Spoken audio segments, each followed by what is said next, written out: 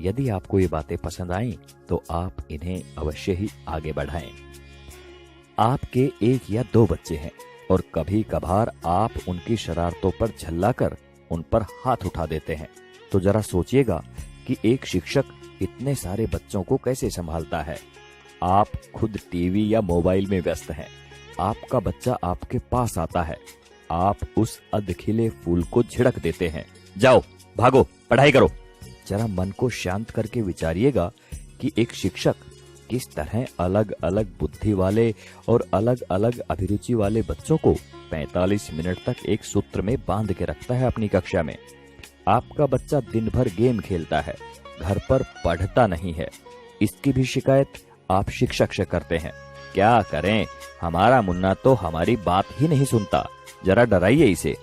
अरे भाई, बच्चे को डराना है तो उसे किसी बाघ के सामने ले जाओ।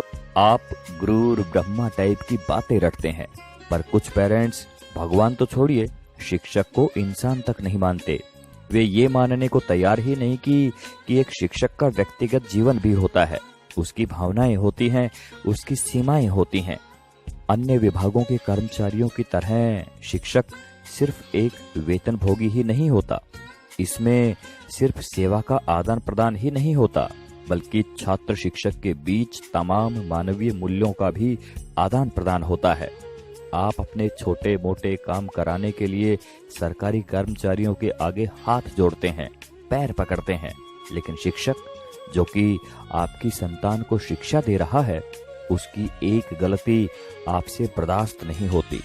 आपका बच्चा, वो बच्चा जिसके लिए आपने मंदिरों और अस्पतालों के जाने कितने चक्कर काटे होंगे, अगर एक ही चीज 3 या 4 बार पूछ ले तो आपके शरीर का तापमान बढ़ जाता है। अब जरा सोचिए कि एक शिक्षक किस धैर्य के साथ बताता है कि 3 जमा 1 और 1 जमा 3 दोनों बराबर होते हैं, भले ही ये एक दूसरे के विपरीत नजर आते हैं। अगर वास्तव में बात समझ में आ गई हो तो आपसे हाथ जोड़कर विनती है कि आप हर शिक्षक को भगवान ना सही, कम से कम इंसान समझकर उतना सम्मान अवश्य दें जो कि एक इंसान को मिलना चाहिए। सभी शिक्षक बंधुओं को समर्पित एवं सभी सम्मानित अभिभावकों को चिंतन करने हेतु प्रेषित है ये बात। आप सभी का शुक्रिया। नमस्कार। जय हिंद।